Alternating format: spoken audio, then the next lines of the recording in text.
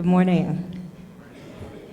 I cheated and opened my eyes just a second before everybody else because I wanted to see what it looked like out there. It was really lovely. That was such a perfect segue in because really this morning we're talking about cultivating personal peace. And one of the ways to, to begin that practice is to wake up the body and quiet the mind. And so thank you, because that's, I think, exactly what we did. We woke up the body, we quieted the mind, and then we all got here. And that's really what this is all about. So this morning we are talking about cultivating personal peace. In this final forum, we're going to be exploring the topic of integrating peace in our own lives, with our children, in our relationships, in the workplace, and our approach to activism through such methods as compassionate communication, mindfulness, empathy, and stress reduction. This is all part of our Cultivating Personal Peace, peace-building cornerstone. And today we have two amazing, wonderful, fabulous people, one of whom I just met today for the first time, but I'd heard about, is Rabbi Gil Steinlauf. Thank you for coming. Here's what we say about Rabbi Gil Steinlauf. He joined Adas Israel congregation as senior rabbi in 2008. He's widely respected for his success in re-envisioning the nature of this historic synagogue. He pioneered a paradigm shift that lifts up innovative modes of study and exploration of meaning as central in synagogue life. And he is the first senior rabbi of a large historic conservative congregation to come out as openly gay.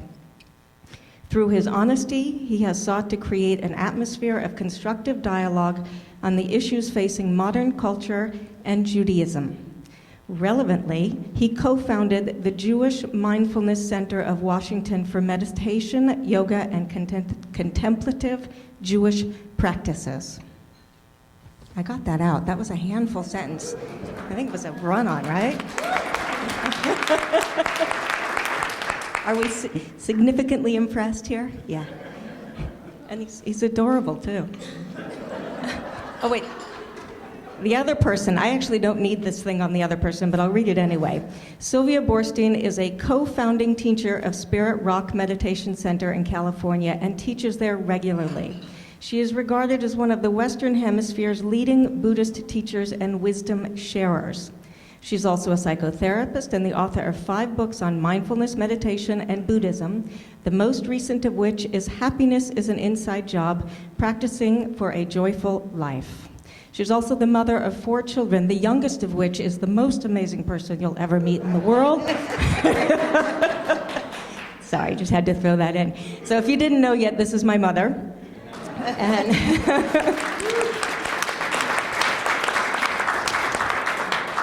And I want to thank her, one, for coming, because she joined the Peace Alliance and she's on our advisory board, and really because I said, Mom, you got to come and work with us.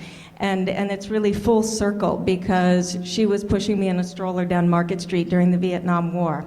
And I have been a peace builder since then, and she is still a peace builder and still an activist, and also very renowned in the field of cultivating personal peace.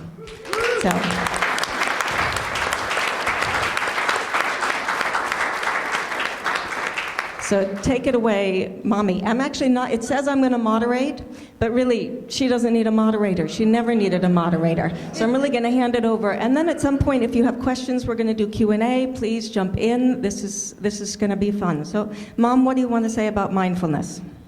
Good. First of all, good morning. I'm very happy to be here. Rabbi Stein-Loff and I have met before, but not in a long time, so I'm glad to be back together with you.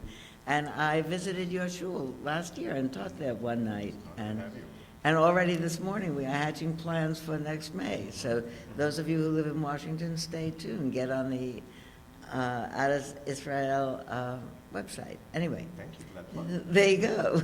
It's also a good place to go even if I'm not there, and they're there. So what I thought, Gil, is that we would have a conversation. It is, okay. You gotta speak it to them. I think you have to hold them. I watched the people all day yesterday they held. It's a little bit of a drag, but just a little. You get used to it. Right. Like being in a dentist chair. Exactly. Yeah, that's it. So There are a number, I thought we'd talk back and forth so that we wouldn't just be two talking heads. But I wanted to start in one place since I was here yesterday, and you missed this part, and I think it's a place that we could both speak to. At the end of yesterday, there was a little piece where it was surprising. I was happy to hear that discussion, too, where someone's talking about, this is an organization of peace building, and someone said, it's an almost heretical thing. I don't like the word peace. It doesn't work very well. Because in the world, sometimes people have a feeling of peace, of being passivity, of not doing anything, of having people roll over you, of saying such things like, it's the karma just unfolding, what can I do, and it's way bigger than me, and I just have to be here and observe it, and it's only a movie and it's not real, and all kinds of things that, especially because I'm in the business of teaching mindfulness, I feel like, whoa, I have to say something. So I want to say it is active, it is engaged, it is not the purpose of practicing mindfulness, which I'll give you my best definition of in a second, is in order not to get out of your life and zone out of it and be above it and watch it from some different plane, but to get in the middle of it and be able to stand it and be able to stay there and be able to look around. I deeply, deeply believe one of my teachers when I was quite young in this practice was giving a talk, and he said, I keep on practicing myself because I want to have a deeper and deeper understanding of suffering. And I thought, whoa, I was kind of hoping to have a deeper and deeper understanding of freedom and nirvana and liberation. But I actually understand his question as being, I think, completely correct to the degree that I can get and hold and recognize the degree to which the world is suffering, people are suffering, quite in the ordinary way of old age, sickness, and death, and losing everything that's dear to us, our own health, our own vitality, our own nearest and dearest people, our own projected future, which gets closer and closer and closer as you get older. It's a scary thing, that kind of existential awareness, we're in this alone. But to be in the middle of it and to realize that we are all of us in this alone, but we're alone in it together with everybody else, and that everybody else, just like we do, wants to be happy, wants to be comfortable, wants to have peace.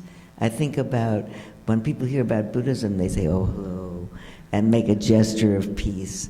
I think every religious assembly is meant to be a gesture of peace. We begin and end religious liturgies by saying, peace be with you and also with you, or may we know peace. May peace be on us and our community and for all beings, and let us say amen. That's really what we're looking for. Everyone is looking for peace. Everybody knows. So I want to do one thing, and then let Gil say something about that, because Judy started quite correctly with, I think, in my view, with getting us comfortable in our bodies and awake in our minds. I'd like you to keep, we're going to do a 1.5 minute meditation, eyes open. Look around the room, and without letting a person know by catching their eye that you've picked them out, don't let someone know you're looking at them. Secret Valentine. Pick out somebody that doesn't know that you're looking at them. Be very nonchalant, but you actually just pick them out. Pick them out, somebody that you don't know at all, and then think about that person. I hope you feel good today. And think about towards that person like he could hear you, or she could. I hope you slept well. I hope your family is all healthy today. I hope you don't have a great health worry in your life. I hope all the people that love you feel good. I hope you're not really consumed with some big worry. I hope you're not carrying some heavy vengeance with you. I'm hoping that whatever is burdensome for you today, you could put it down. It's a Sabbath, this day away. It's a sabbatical day. You don't need to do any work of anguishing. May you be peaceful and happy.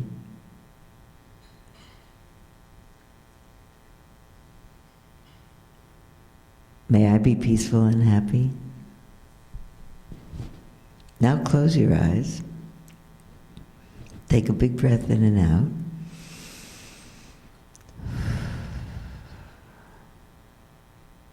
And open your eyes.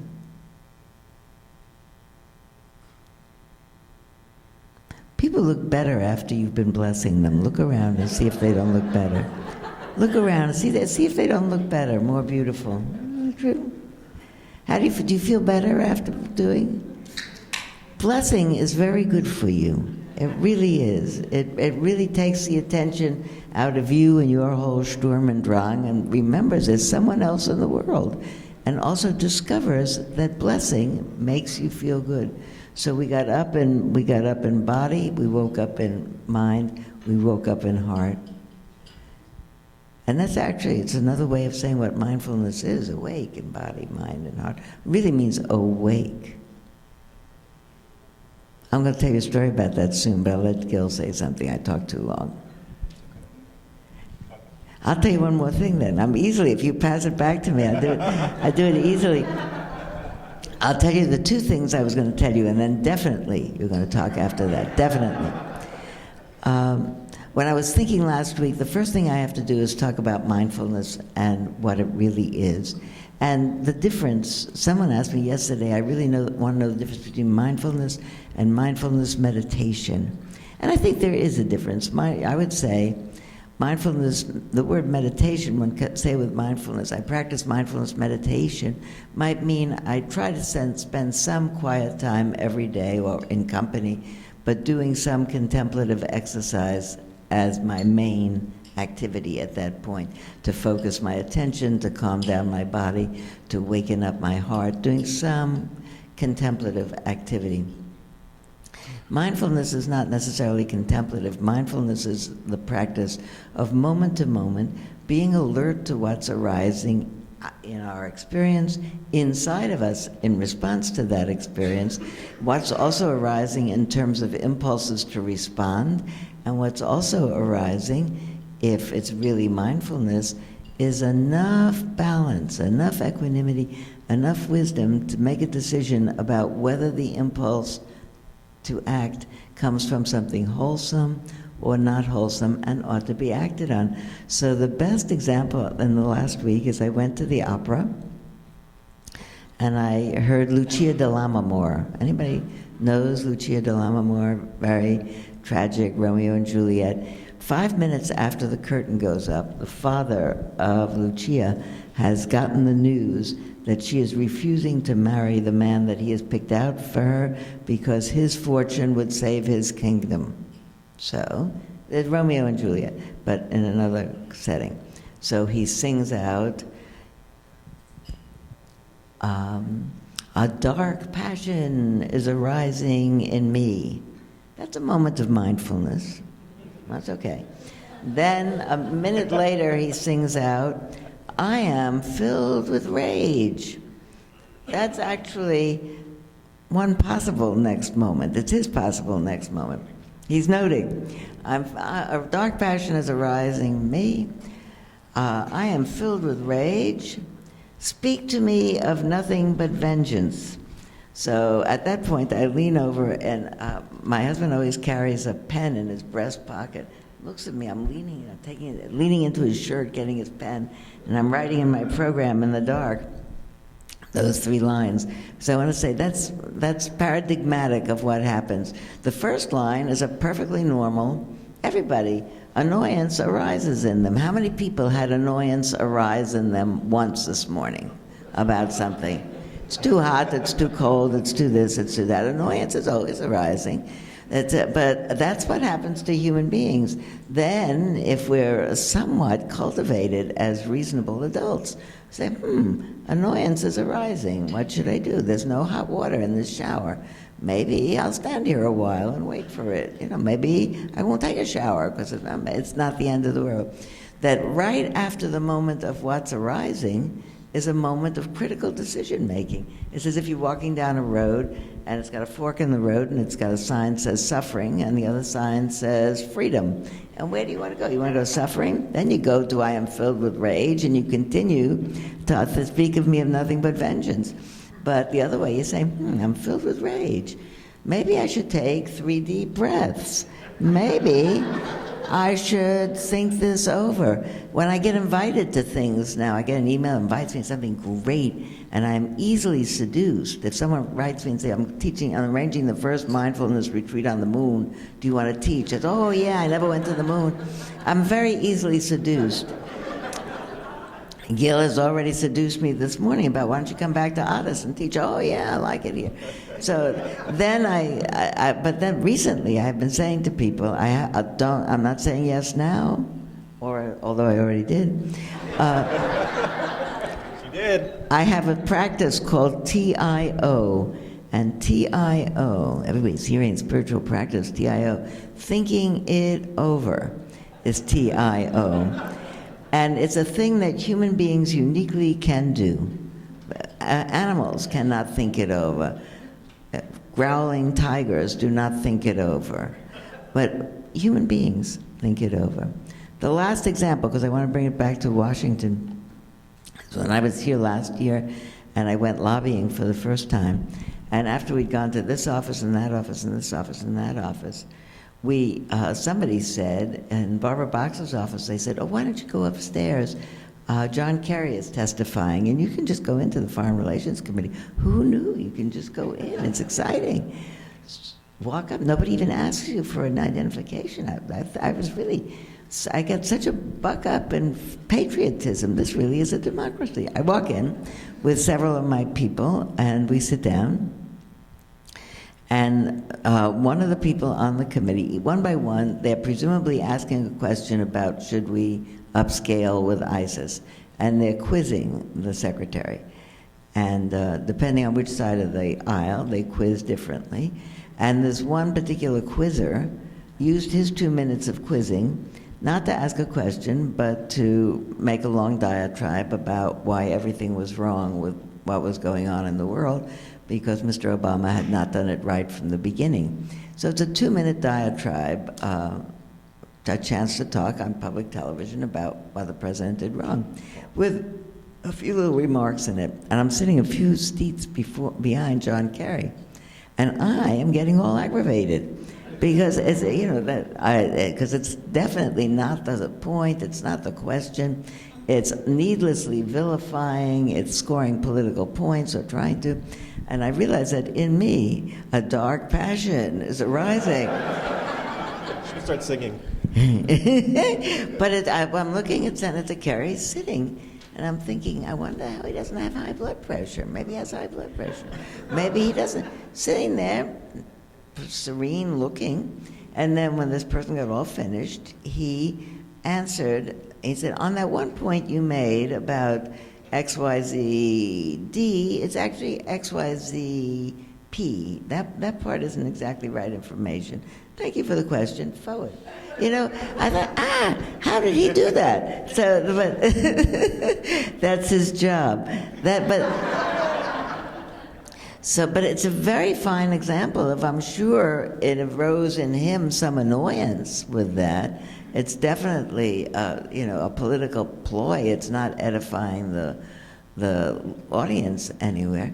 But somehow to be able to say, this is what's going on, that I am not available for getting aggravated. It's a decision. I'm not available for getting aggravated. I'll think this over. Certainly not pleased to hear this. One more, because it's too funny. It's too funny. A young friend, I was in New York a couple of months ago, and I met with a young man, so nobody's name, because who knows, this could be taped somewhere. I met with a young man who's a young cousin of mine. His parents are contemporaries of mine who live in California. The young man in New York has recently been divorced from a first marriage that had no children. And we met to go to the Jon Stewart show. We're online. And he said, you know, I have a new relationship going. I said, that's great. And he said, and what's more, she's 5 months pregnant. So I said, that's great. So I said, your parents know? He said, yeah, I just called them. I just called them this morning to tell them. I said, and I know these parents for 50 years, 60 years. So I said, what happened? He said, well, he called, and he said, my dad got to answer the phone, and I said, put Mom on the phone. So put Mom on the phone. And they're both on the phone, and he said, so I have some big news for you. I've been seeing someone. So the parents said, that's nice. And we're living together. That's nice. And she's 5 months pregnant. And there's a big quiet on the other side of the line. And then the cousin, to his great honor, says, listen, Charles, your mother and I are going to hang up the phone right now, and we're going to spend a few minutes regrouping, and then we'll call you back. I thought that was great. Yeah. Really? That is mindful awareness. Okay, go. You know that story?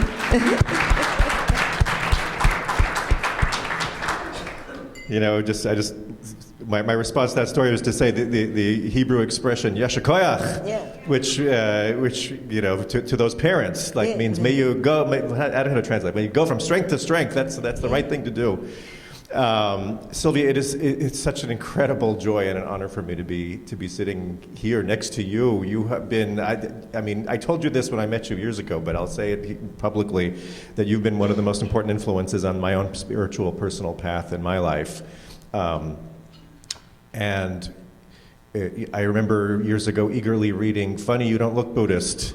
And you know, as a rabbi, and as somebody who's followed you and read everything, it's, you know, you always have this wonderful, as we call it, a Yiddish tam, which means a Jewish flavor to who you are, and even how you teach the Dharma as this wonderful bubby that you are, and that's gone on to influence how I teach mindfulness profoundly. In what I do, which is to lift up the inherent Jewishness of mindfulness, and to really find that even though in the Torah the word mindfulness isn't there, it's actually everywhere, and really the truest and deepest way to access the wisdom and the heart of what Judaism is talking about, which is my area, but you know, of course it lives in all the great world faith traditions, is to really understand the language of mindfulness as well. So I thank you so profoundly for that incredible gift. You know, I'll tell you a story.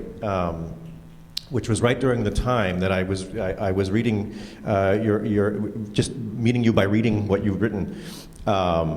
Earlier in my rabbinic career, I was the rabbi of a small synagogue in northern New Jersey. Anybody from North Jersey around here? A little bit? All right, yeah, from North Jersey. So, you know, North Jersey is a New York Jewish community, and Sylvia and I are both New York Jews, and we come from a world that's a little meshuggah, as we say, and I remember, you know, synagogues can be places of lots of tempests in a teapot, lots of little crises, and lots of synagogue politics. And as a young rabbi, I found that to be quite overwhelming, particularly in, you know, being in North Jersey, in the intense, heavily neurotic Jewish community that is New York. And I remember the president of the congregation, who's a lovely woman, she sort of pulled me aside one day because she saw I was getting kind of overwhelmed with it all. And, you know, she's from Brooklyn, and she said, "Rabbi, let me tell you something. If you're going to make it in this shul business," she said, "you're going to have to develop a suit of armor." You have to let it all bounce off of you, because otherwise you're never going to make it. And I was listening to her, and she meant so well. And there was some part of me, somewhere deep in my neshama, like, that can't be it. That can't be the answer to develop this suit of armor. And then I discovered mindfulness practice. And there was a moment, and actually I handed it out. I have this handout from a program that I do called Makom DC. Does everybody have this? It's black and white. So it looks like this. You have? Turn to the back. The very back of the, here, yeah, there you go. So the one on the right-hand side that says the Siddur after every Amidah, do you see that? This is a prayer that's said at the end of, we pray 3 times a day, and this is said at the very end. And I remember one day I was leading a service, and I came to this paragraph, which I'm going to read now. It says, "My God, keep my tongue from evil, my lips from speaking deceit. May my soul be silent to them that curse me, and may my soul be as dust to everyone. Open my heart to your Torah, that my soul may pursue your commandments. As for all that design evil against me, speedily annul their counsel and disrupt their designs. Act for the sake of your name, your power, your holiness, and your Torah. Answer my prayer for the deliverance of your people. May the expressions of my mouth and the thoughts of my heart be acceptable before you, my rock and my redeemer." And unfortunately, I don't know why this cut it off. And the next and final line is Osei Shalom bimromav huya asei shalom aleinu v'al kol Yisrael, which means, may God who makes peace in the heavens above, may God bring peace upon us, upon all Israel and all the inhabitants of this world. Amen. Which is probably the most powerful line of all in that paragraph, and it gets cut off. But I wanted you to take a look at that prayer, because that prayer opened up everything for me in terms of my own mindfulness practice. Because especially the line that said, "May my soul be as dust to everyone." In Hebrew, "Nafshi ke'afar l'chol tihiyah." May my soul be as dust. As soon as I saw that line, I realized that's it. That's it. That is the absolute opposite of a suit of armor. Because to be a cloud of dust, which is what we actually are, that is the essence of what, in Judaism, there's a lot of talk about an open heart, a lev patuach. And open heart, in ancient Jewish tradition, is open mind. Heart and mind are the same thing in the Bible. They're not separate. By the Buddhists as well. And for the Buddhists as well, yeah. It's exactly the same. They're different aspects of the same one phenomena, which of course is the whole point of the Dharma and everything else that we're talking about. And so it's about being radically open. And I realized, in my personal experience, because I realized that being a rabbi can be quite toxic. Being a lot of jobs can be quite toxic. And the toxicity of being a rabbi is people sort of throw their projections onto you a lot. Whenever you're a spiritual teacher or leader, people project a lot onto you. And what would happen is, I noticed in my own heart, there was a clenching. It became tighter and heavier. And yeah, a suit of armor. And actually, how do I cultivate the practice of going in the radical opposite direction, of allowing it all to move right through me, which doesn't mean to detach from it, because it's moving right through me, through my absolutely engaged presence. And in that, I realized that mindfulness really provided the key to. So this was a prayer written by Mar, the son of Ravina, and he lived 2,000 years ago. And he was, this is actually was originally in the Talmud, and the left-hand side is the original version of it. We're not going to read it now. I mean, you can look at these texts later. These are all texts about an open heart, which is how we talk about mindfulness in Judaism. And really, it's an intention. He's setting an intention for how to be mindful moment to moment. Whoever you encounter, whatever the situation, the question that we pose is, how do I, what is the process by which my tongue won't speak reactive words, right? In what way will I not be, I'll be more like Carrie, in that moment? How do we do that? And it starts with this very, very openness of heart. I want to actually also respond to something that the first thing you said, Sylvia, which I think is so powerful, which is this: how do we talk about peace and peace activism and empathic? What was the expression you used, which is so great? Empathic engagement, whatever. Empathic diplomacy. Empathic diplomacy. You're beautiful.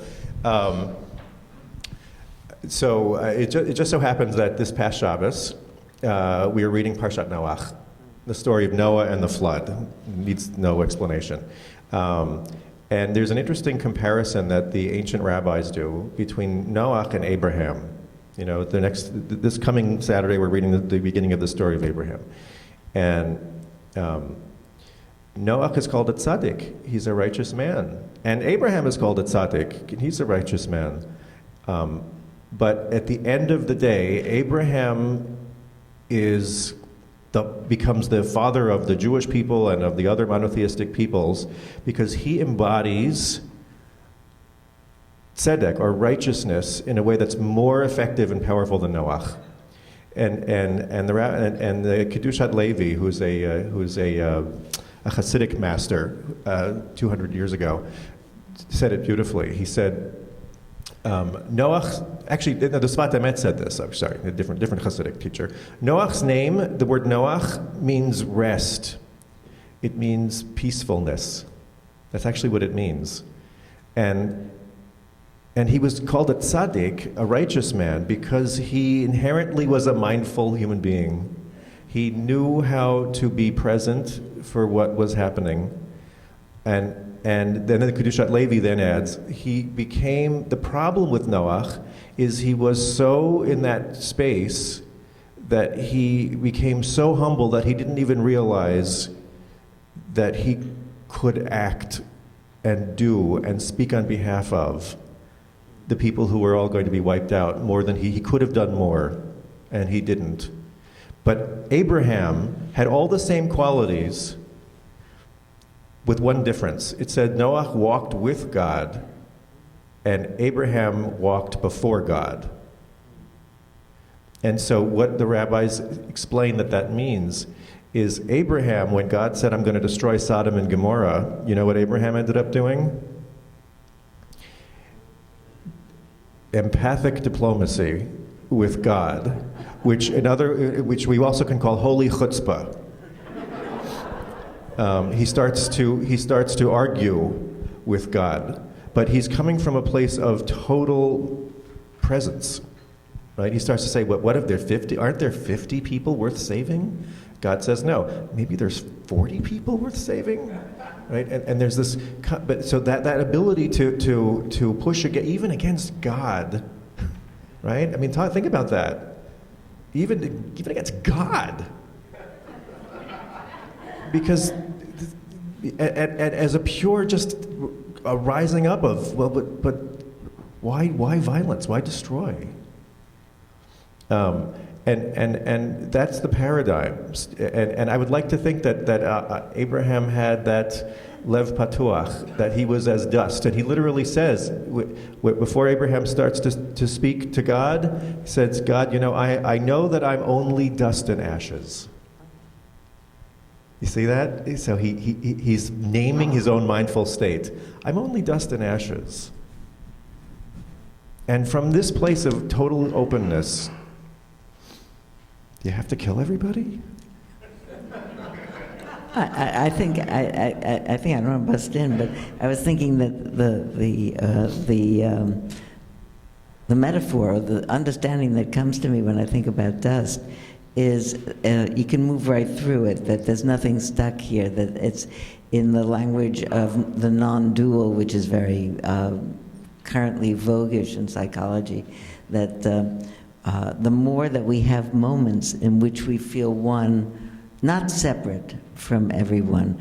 Sometimes when you read about moments of non-dual experience, where you really know that it's all one. It was much more maybe a phrase when people were doing a lot of LSD, when really they were having a lot of unusually precipitated moments of it's all one. But I think it happens a lot to people who don't at the moment notice it, you know? I notice it sometimes when I'm walking along a corridor, say in a corridor down in an airport, going down to my gate, and hundreds of people going with me, and hundreds of people coming towards me. I was walking along one day, going to where I was going, and there was someone coming towards me, holding a baby in a baby rig in front of them, and the baby was facing out, not in. So I glanced at the baby's face at the moment that the baby glanced at me, and I had a sense that the baby and I were looking at each other, and that in that moment, we were the only thing in the world. And I was that baby, and he was me. And it happens like that all of a sudden. It's a juxtapose. And I thought, oh, good, you know, look at this. There's another iteration. That's the next crop of people. And all of a sudden, it makes you light about the existential concern that walks around with us all the time. I am me, I am human, and my life is limited. Disappears. And what's the meaning of life disappears, because there's only one life and it's going on. And it's a fleeting moment, but you feel exalted by it. And I got to my boarding lounge and I sat down. You look around, all those people, everybody's going somewhere. Nobody is in boarding lounge by accident. They didn't just happen to pass by. They're there because they're going somewhere. And they're either going somewhere because of something. They're going there for some reason. They're going to visit their aging father who's dying, or their sister who's having a baby, or their best friend from high school has been diagnosed with something, or it's their 50th college reunion. It's not necessarily a dire thing, but everybody's got something that they want to accomplish. Some of them are bereft. They're on their way to a funeral. Some of them are hoping that they're going to land in time to go to see the birth actually happen. But you don't know. There's a whole room full of people with hopes. And in those moments, look at people, all different colors and sizes and shapes and ages. And it's so easy to feel thrilled about being a person. Like you're part of that wave of people who are getting into that plane for all the same reasons. We want something to happen, and we want it to come out good. And that what comes from remember when Rabbi Steinlauf said about being dust. When we are dust, we become the same dust with everybody. We become one. We don't feel lonely, and we bless, and we don't feel lonely because we merge our dust with the other people's dust. You look at all these people, and you don't have to think to yourself, I should now bless these people. I'll feel good if I bless these people. Ready, set, go, bless. It just happens. You look around and you say, whoa. You know, sometimes this recently happened to me. I had a very, very early flight to go to Los Angeles for something or other. And I had to get up and get on a 4:30 bus and go to the airport. And my mind was, truth to tell, in a little bit of a grumbly state by the time I got to the airport. You know, why am I here? Why did I agree? Why did I do this? And I come down to my gate, and there's a lot of people getting on a 6 o'clock flight. And there's a family, and you can see 2 parents, 3 children, and the flight attendant called, ding, ding, ding, said, ladies and gentlemen, I'd like to call your attention to the Jones family here, who are here because of Tom Jones, this 5-year-old boy who is going to Disneyland with the Make-A-Wish Foundation. Whoa. All of a sudden, the whole grumble goes out of your mind. And you suddenly, and actually a moment of deep chagrin comes into your mind, you know, that I spent any of my God-given energy grumbling away. It's like scratching your head, aimless. It's a waste of energy. Here are families nobly going with their child who's got a life-ending illness to the Make-A-Wish Foundation. And all of a sudden, the chagrin passes away, because the chagrin wakes you up too. It's a moment of mindfulness. Then I say to the woman next to me, where are you going? I'm going to visit she looks 60, as she said, I'm going to visit my old mother in Fort Lauderdale. I have to change in Los Angeles. And her leg is up on her suitcase, because she said, well, I fell a couple of weeks ago, so my ankle is all swollen. But very cheerful about going early in the morning, and drove in from Stockton. And all of a sudden, I think to myself, we get a choice, Sylvia. You got a choice, and you just blew it. I don't give myself a bad time, but I do notice it. So then I do it less in the future. Any moment of grumble is worthless. And I just threw out a moment of life. So here's the woman with the leg. I got up to talk to the flight attendant about my seat, and I came back and sat down, and the woman was gone. She wasn't there. And I all of a sudden felt so bad, like I was going to help her with her suitcase, and maybe she didn't feel well, and her leg was up, and I boarded the plane, and they had already brought her in and sat her down. And I realized when I saw her, it felt so good, like I'd accidentally adopted her, and now I felt better because she was mine. And the thought about that is, because it's connected to this whole conference, because what I really want to say is when the mind is awake, it accidentally adopts everybody. It does. If we got up tomorrow morning,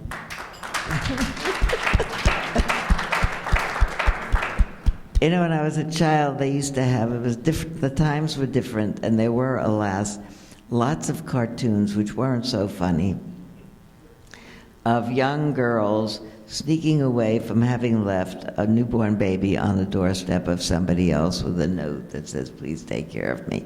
That's a whole course in sociology that I'm not going to go into here. But I thought about, that image of the child on a doorstep wrapped up. I think that the natural inclination of human beings, if any of us got up tomorrow and went out to get the paper, and there's a child on the doorstep wrapped up, does not matter what color it is, what sex it is, what anything it is, whether you know it or not, and it's crying, you pick it up, you take care of it, you take it in. Obviously, you try to do the right legal things, but nobody would not take it in. We just have trouble when people grow up. But everybody is a child on a doorstep. Everybody's a child on a doorstep. You were wanting to say something, Gil. It's okay. No, it's just listening to your wonderful stories, and I think about how so much of what you live and what you represent and teach is to live in a state of blessing, and we call it bracha. The Jewish practices, we say hundreds of times a day, Baruch atah Adonai Eloheinu melech haolam, which means blessed are you, Adonai, which is the name of God. And the reason why we're supposed to say that blessing over, in all its different manifestations, is because it's recognizing what is, and to see how it's all a blessing and how it's beautiful. One of the things that often inspires me in terms of thinking about how to bring mindfulness to achieving peace is the image of Moses at the burning bush, and he's being called at that moment to go before Pharaoh, and he's terrified and he doesn't want to do it, and I can't, who am I, all that stuff, and then finally God reveals we call it the ineffable name of God, which is Yud Hey Vav Hey. We can't pronounce it. We just say Adonai, which means God. But if you look at the meaning of that word, it's a form of the verb to be. So Moses wants to know how on earth he's going to be able to be at peace in front of Pharaoh. And what emerges from that burning bush is, like it says in the story, I am that I am, right? Meaning that if you want to know what there is, you want to know what it is you have to face. You have to see that it's all, you know, in Judaism it's a theistic language. Everything is theistic, so it's God. But really, what God is, you know, I like to teach that one of the names of God is reality. Mm-hmm. That's it. It's reality. It's what is. It's what was, is, will be. And so in knowing that whatever is arising, even if it takes the form of Pharaoh with his hardened heart, mm-hmm. Even in this, Baruch Atah Adonai, there is the blessing of reality of what it is, mm-hmm. and to be able to see that all the time. Mm-hmm. That's the practice. That's what we're cultivating. Practice. And so, you know, please God, we won't always be up against Pharaoh. Mm-hmm. You know, we're up against a beautiful little baby.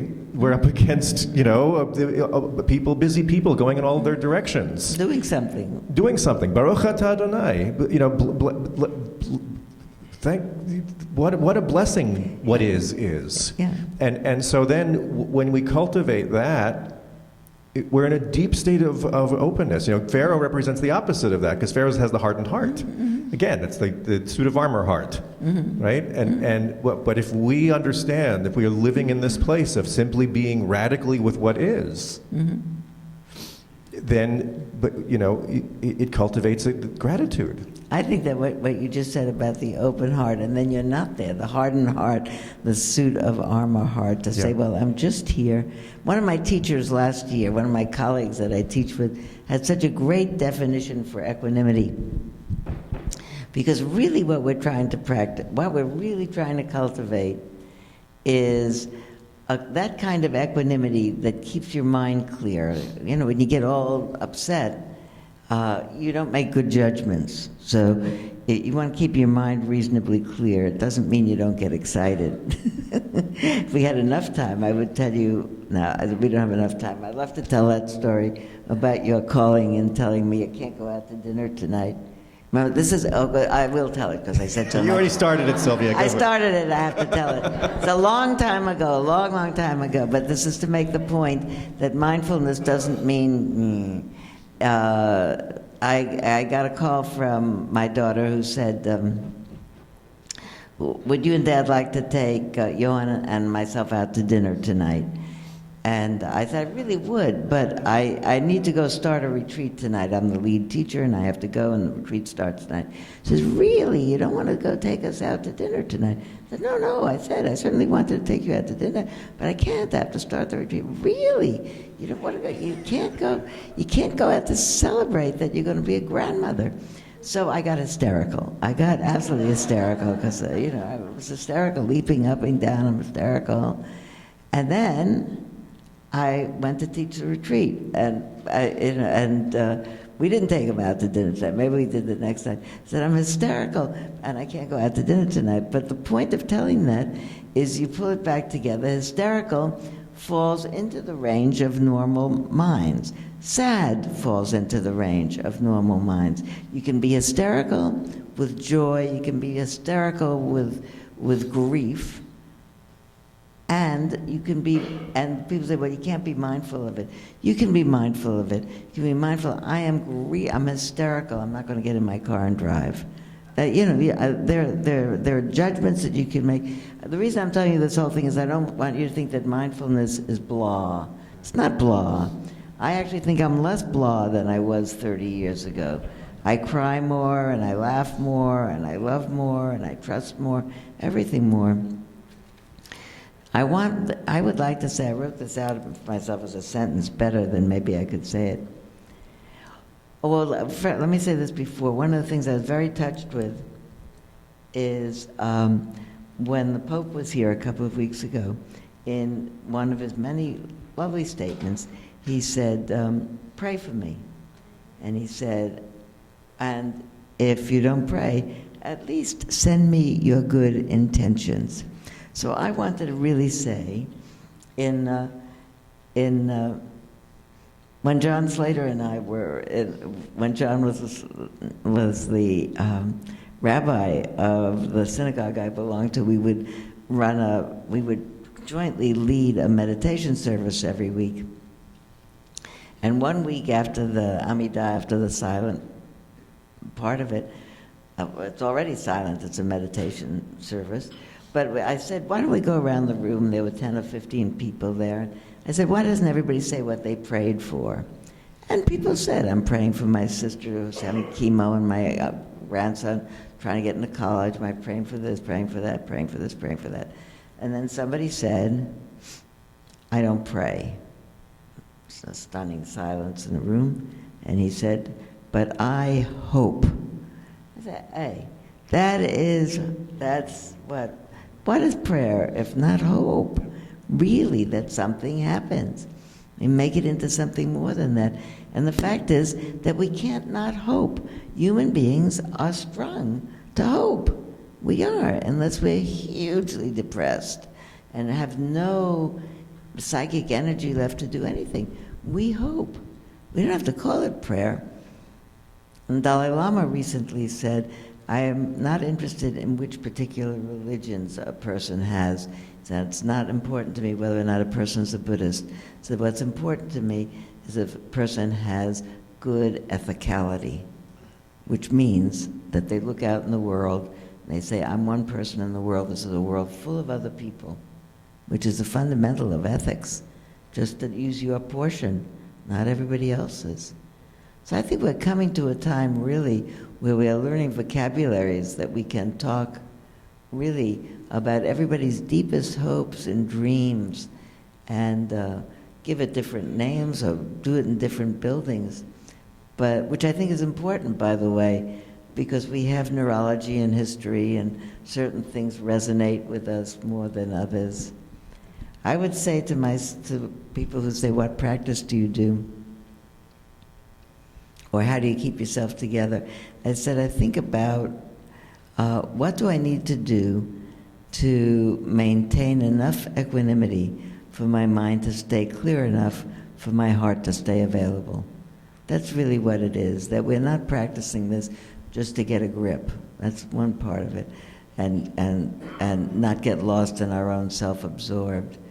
I think we're doing it to have the habit of thinking it over so coded into our neurons that we have a little bit more space between my mind is filling with a black passion or a dark passion and I'm in a rage and think of that before that my mind is filling with a passion, let's think this over, see what happens next.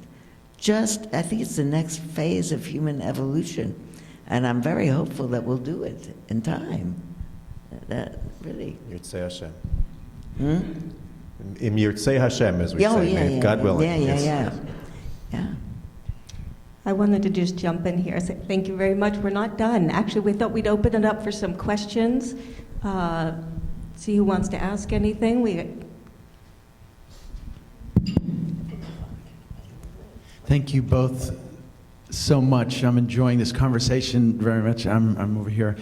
I would really appreciate it if both of you would speak about this notion of pure motivation, and which I was fairly recently introduced to that concept, and we really try to practice it in our work, and I think it makes a huge difference in taking it out of the personal and kind of surrendering the outcome and the benefit and making it about something much bigger than what I think it could be or should be. So I'd love to just hear from both of you, your perspective, and how in the work that we're doing in the world, how that aligns with this personal piece. Well, first when I start, I'm not as familiar with the if that's a technical term, pure motivation, but what I can do is respond to what that brings up in me when you say that beautiful thing that you just said, which is one of the practices that I do is very similar to what you were describing, being at an airport and being and seeing the teeming quality of life all around, that I try to open up to the pure motivation behind all of the teeming motion and movement and going and coming of life all around me at an airport or on the busy street in the city or anywhere else. And I try to find what is the one core motivation that undergirds everything. And the best I can come up with is it seems to be love.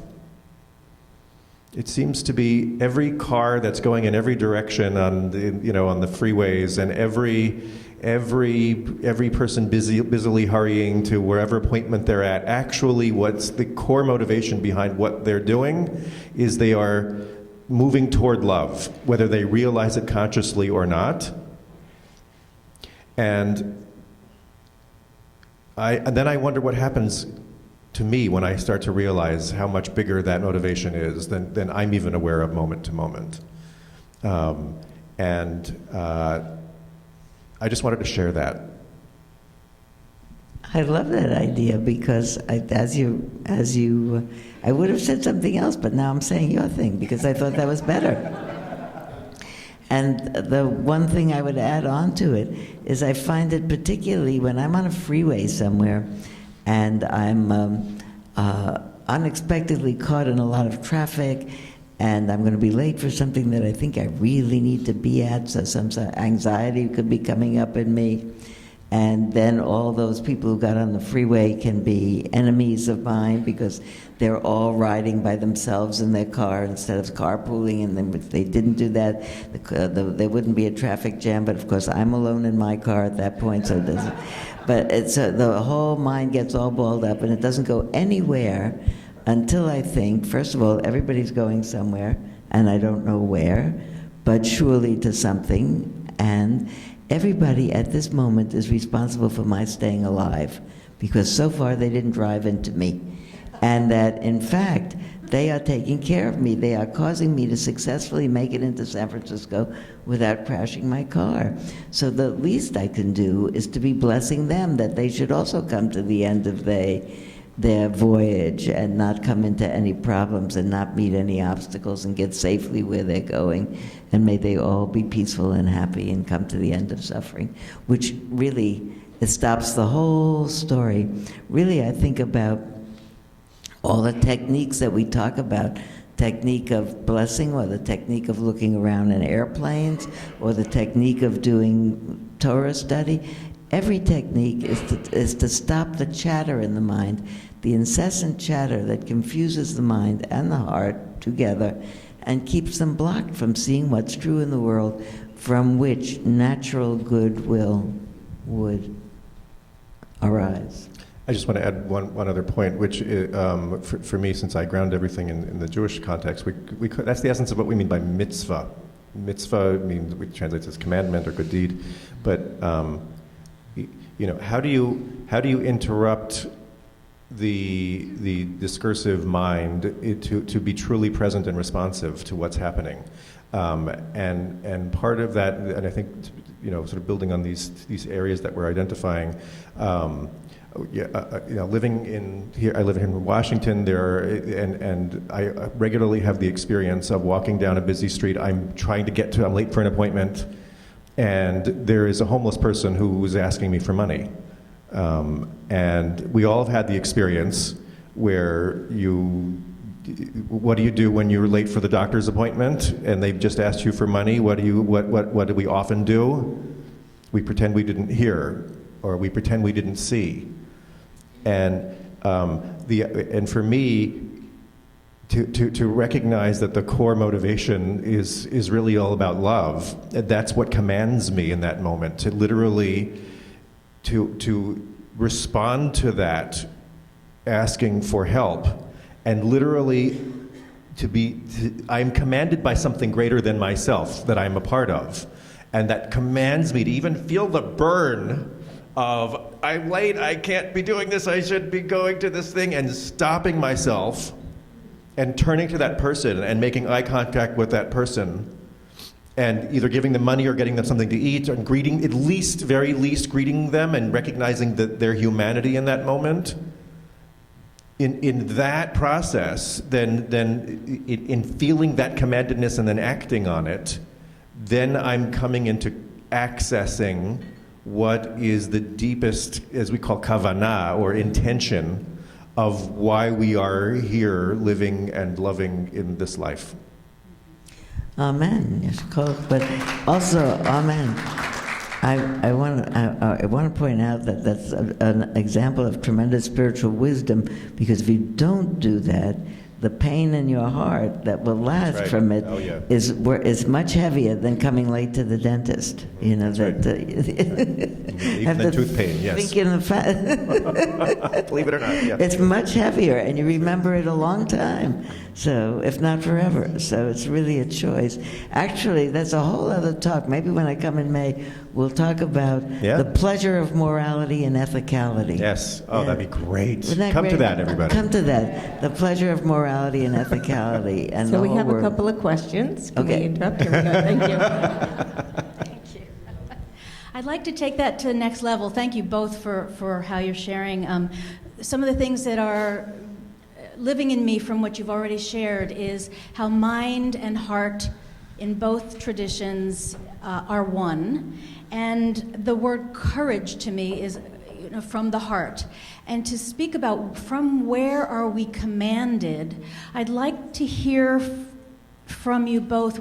We're facing either going into Congress and talking to people who are oppositional, or in our work with people who are suffering, how to work with them from a place of being commanded from something bigger than ourselves, whether it's dealing with the refugees, whatever it is, there are major problems in the world. That spiritual activism is certainly a buzzword, but one that I'm passionate about. So could you speak a few more examples, or from whence does that come, and how you stand in that?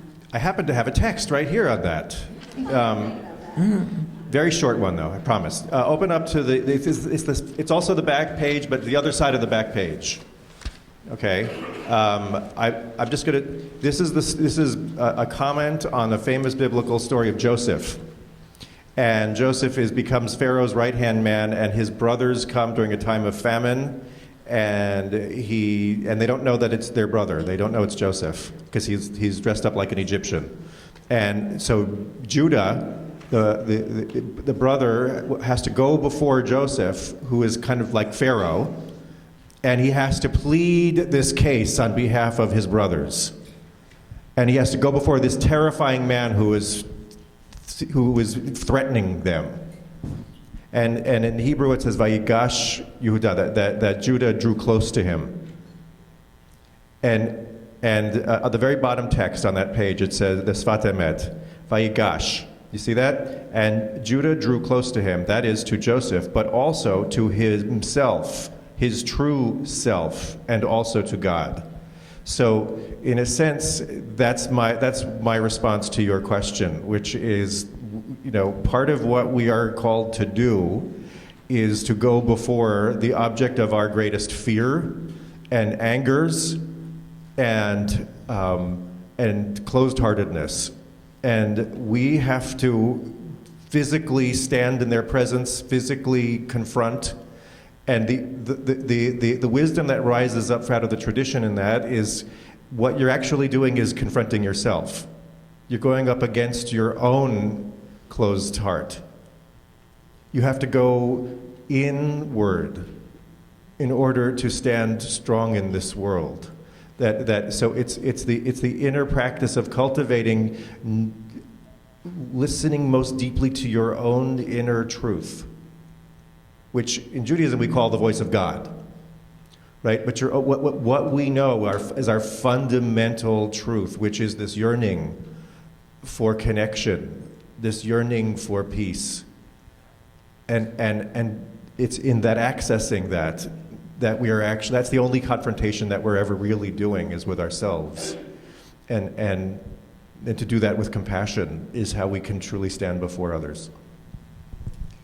I think I actually, we'll talk about it, but I want to do this in May, because I'm so turned on by the subject, because I think that the hardest thing is to keep alive in oneself the sense of there isn't a difference between me and this person I'm serving. That these are the roles in the drama at this point. But, I mean, all of those differences between therapist and client, it's just us together. There's only one action that's happening, and it's the action of meeting. And it's the action of connecting. And it's that action of connecting that redeems everyone from suffering. We have to go home. So I'm going to just pop in here because I want to be very mindful that we only get to keep Rabbi Steinlauf until 10:30, and the clock just went 10:30. So we can let you go if you can stretch it for a few more minutes. We'd love to stretch a few. Question or two, that's fine. Well, we'd love to have another question or two. So thank you very much. So we're going to stretch you just a little bit, and then so this will probably be our last question here. Maybe one more after that, and then we'll let Rabbi Steinlauf go, and then we will watch the video with Tim Ryan. So thank you. Thank you. Wholeheartedly, thank you. After 9/11, I had the honor of speaking with a lot of high school students. And one of the things that they said over and over is, you keep saying the children are our future and this is now in our hands and you guys messed it up and what do you want us to do about it? You know, it was too big for their brains at 16 to handle. One of the things that came from the conversation was, you know, world peace is too big. What can I do? And what came out of so many talks up and down the West Coast was, let's do this. This is your world peace. Can you talk about this? You know, and if I have this and you have that and she has that, maybe we won't blow each other up, you know, in the daily ways and in the really soul-shaking ways. And so I just wanted you to speak to that a little because it seems to be at the heart of what you're saying. And how do you teach, especially the young people, about this piece and how you bring that to the table or to Congress? Can I just jump into, can you share the name of what you founded, your 3 feet?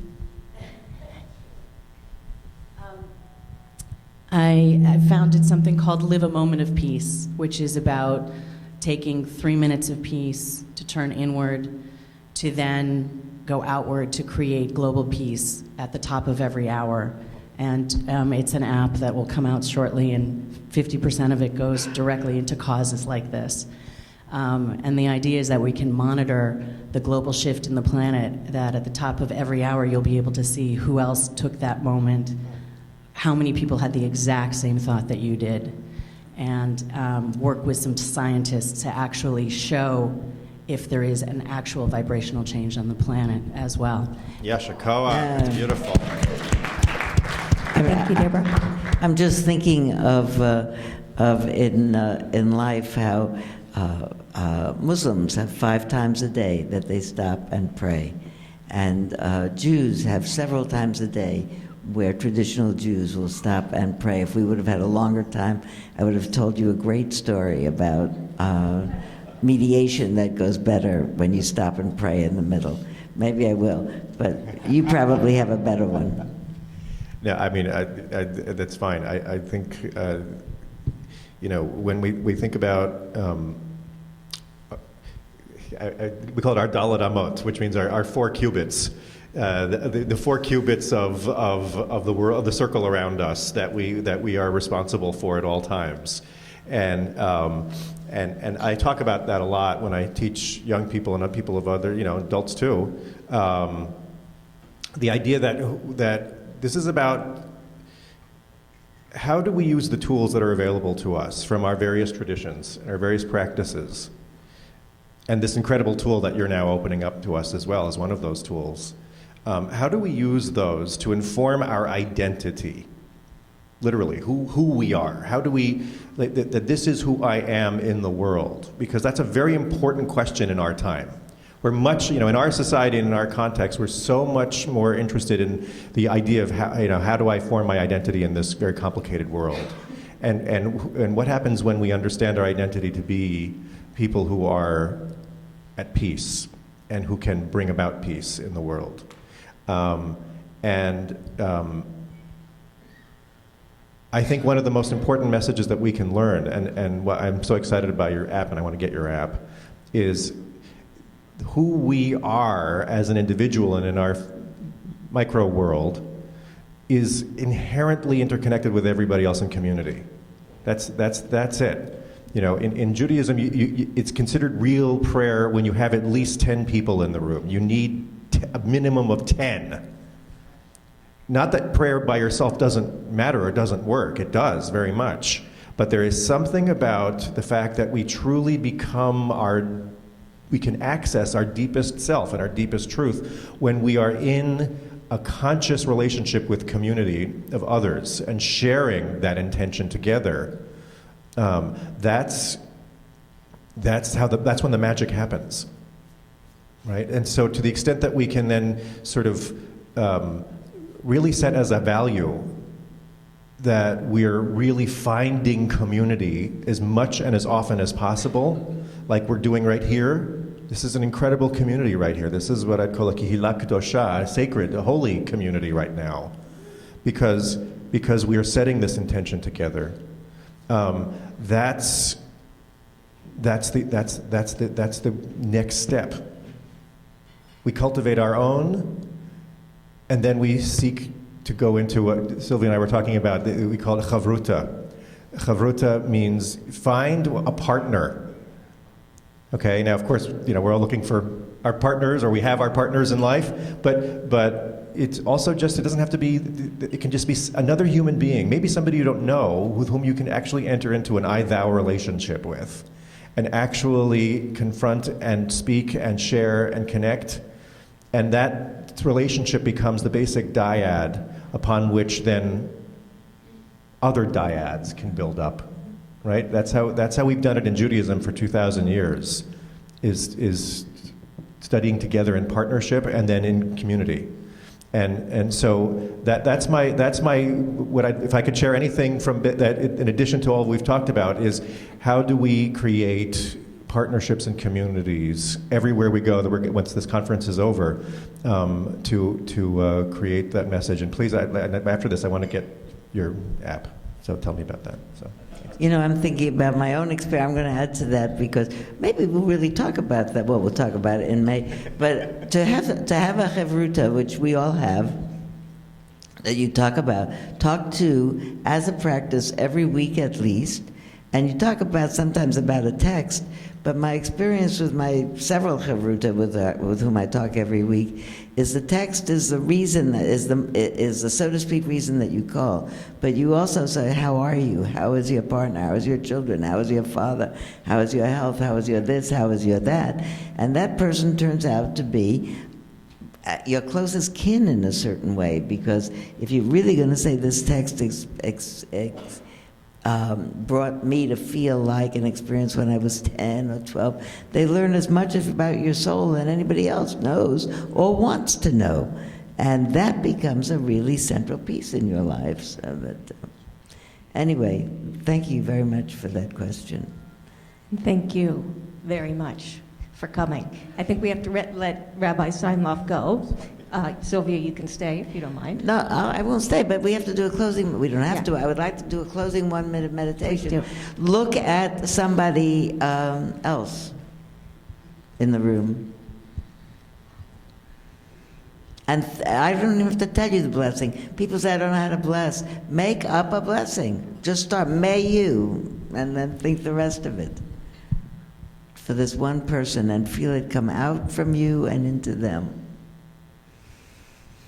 Smile when you're doing it, too. They don't have to know. You're not looking at them. They don't know. No, they don't know. It's a secret. Send them that blessing. And I really didn't have to tell you to smile, because when you secretly are blessing somebody, there you start to smile, because it makes you feel good. And then get ready for the fact that when you open your eyes, you'll be in a room full of smiling people, which always looks beautiful. And now do that. Open your eyes, room full of smiling people, all looking beautiful. We could have a world. Let's do it. Thank you, everybody. Thank you.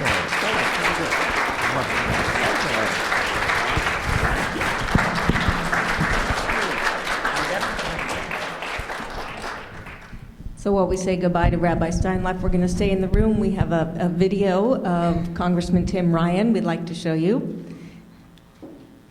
which relates to this very topic.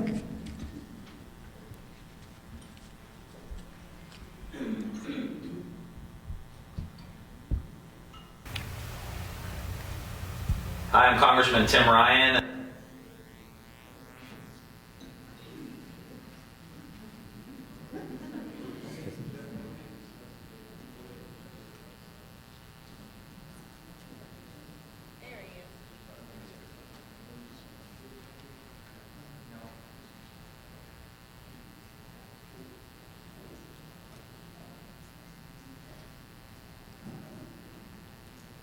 And I want to say hello to everybody in the Peace Alliance. I want to say a special hello to Bob. Thank him for his years and years of leadership with the Peace Alliance. So say hello to Emily, and thank you for helping set this up.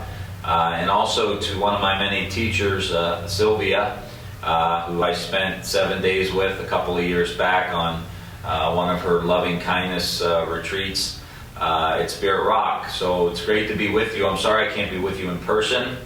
Scheduling just didn't work out, but I wanted to say hello and thank you for all of your leadership. It's an interesting week to be in Washington as we talk about, debate, and vote on the Iran deal, which in my mind is an issue of potential war, potential peace.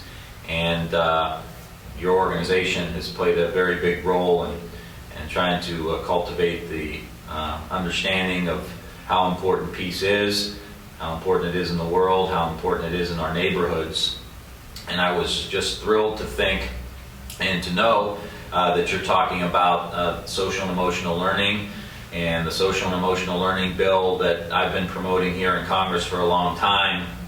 This bill basically tries to teach to students across America the social and emotional skills that help them to regulate their own emotional states, to be able to have a disciplined mind, to have character and resiliency, and to be able to de-escalate situations. And I think if we're going to look for peace in our neighborhoods, if we're going to look for peace in our communities, we need to begin to teach our children how to interact, how to understand their own emotional states, how to understand what's going on inside them. And once we teach them that, they're much more inclined and knowledgeable to be able to go out into the world and in situations of conflict, be able to regulate their own emotions and de-escalate those situations in our neighborhoods. And that's how we change our neighborhoods, I think, by changing the way we approach how we educate our kids. And to me, social and emotional learning, awareness practices, attention practices, to me that's the common core. And I believe that if we focus our education system on those kind of practices, as well as healthy food and other things that these young people need to really grow into vibrant human beings, we can begin to change our neighborhoods, and we can reduce the violence in our neighborhoods.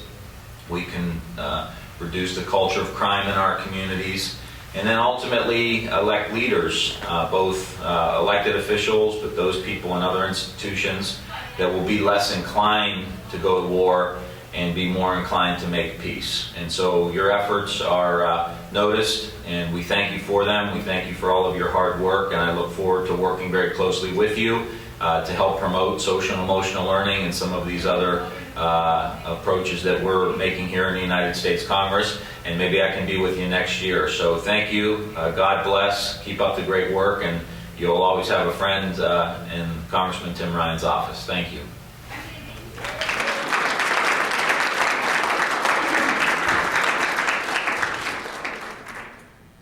Wouldn't it be wonderful if all of our Congress people were like Tim Ryan? What a special guy. He's a special guy. And thank you, Sylvia. You're such a gift to us, and we so appreciate you and what you contribute.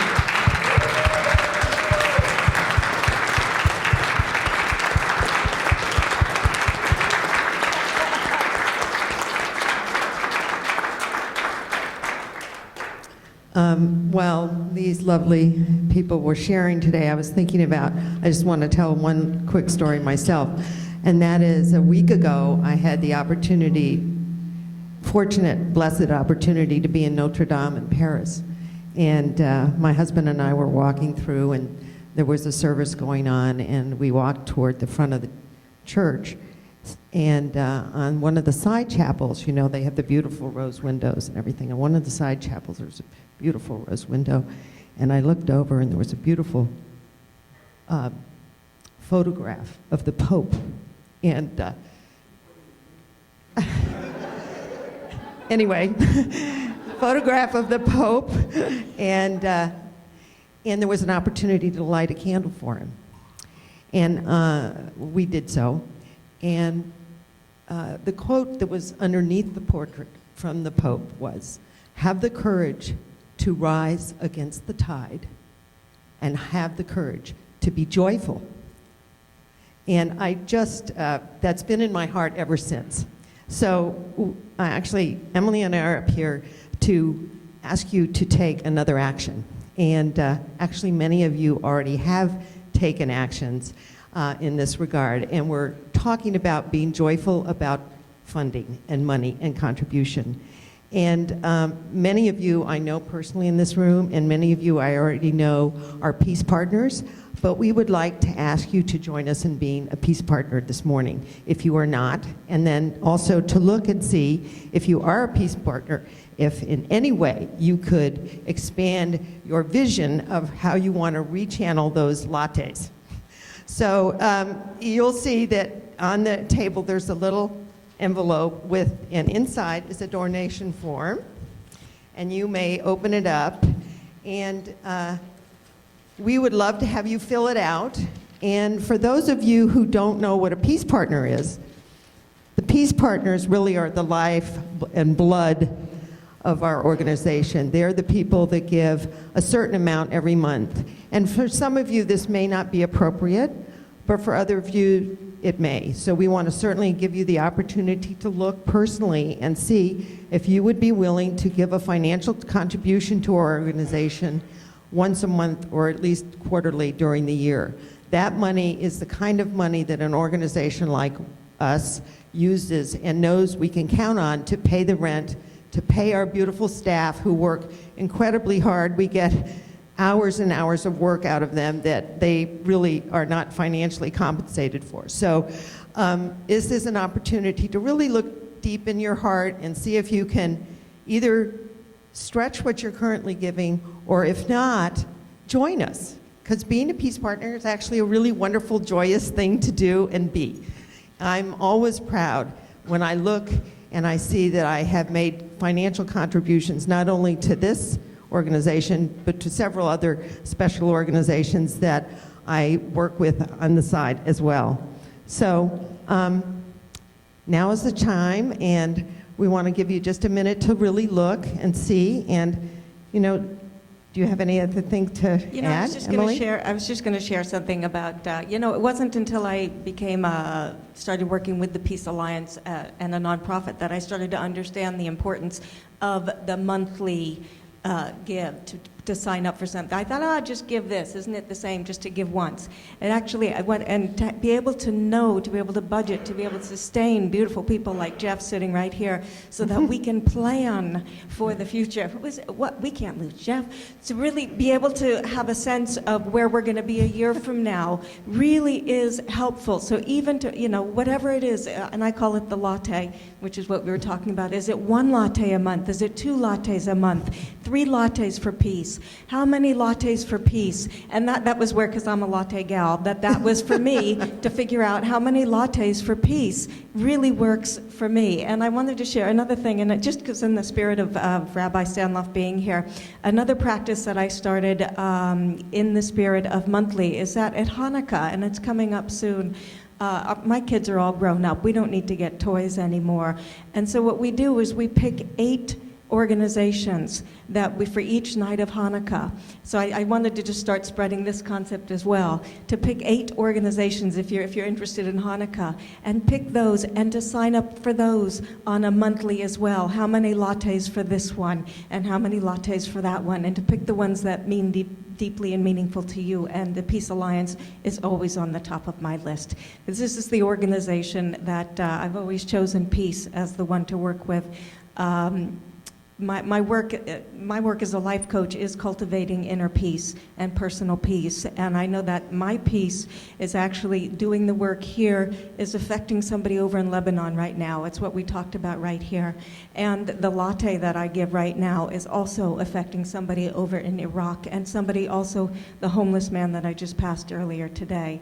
And so that's the way I work it in my mind, and it lifts me up. It brings me joy to write those checks. It brings me joy to know that I'm participating, one, as an activist, and also in a way that I can financially. So I hope you'll join us. Thank you. Yes. So next we have a break, is that right? Oh, yes. Matt Well, we wants have a another photo. fun activity beyond, pardon? Yeah, if you're finished writing in your magnificent contribution, whether it's your house or it's a latte, we love it all. So if you could just pass them, I guess, to my right, your left, that would be great. Judy, can I add one more thing? We talked Yeah. about it at the event that we had at my house last month. We had an amazing group of elders talking about peace. And it's, there's also the personal contribution here, but also I know people. I know people, some of them way more wealthy than I, and I also know people who, less wealthy than I, but I certainly know people who could also give, and that part of my commitment is to start to seek them out and to ask. Do I know 5 people who will put the Peace Alliance on their list of gifts? So I'm inviting you also to look around and see who do you know that might be interested, because everybody, if you ask them, do you want peace in the world? Of course they do, and not everybody has the time or the energy right now to give of themselves, but most people can give a latte or two. So to think in terms of who do you know when you're thinking about it. Thank you very much. Yes, you have a question? Yeah.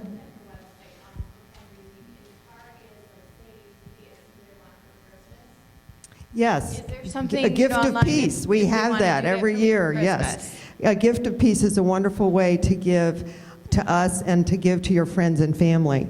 So we have a way in a way around the holiday time when you can actually gift for other people. Yeah. So thank you for asking that. That's wonderful. Yeah. So I think we need to move on, but I really want you to know how much we appreciate your support. Number one, the financial commitment to get here and be as committed as you are as dedicated citizens is inspiring, and we deeply appreciate every penny that comes from every wallet, but we also mostly importantly appreciate you and who you are and the contribution you make every day to this planet. So thank you so much. Thank you for being peace builders. And isn't my mom cute?